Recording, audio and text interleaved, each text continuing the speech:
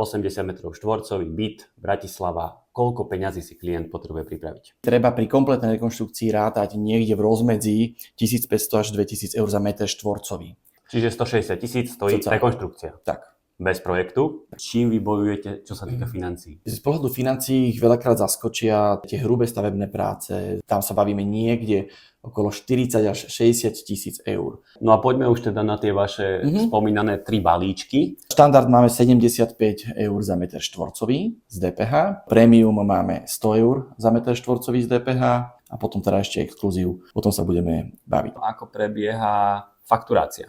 Po schválení cenovej ponuky 60% z celkovej ceny projektu a daného balíčku, skompletizovaní vizualizácií 20% doplatok a po skompletizovaní výkresovej dokumentácie posledných 20%.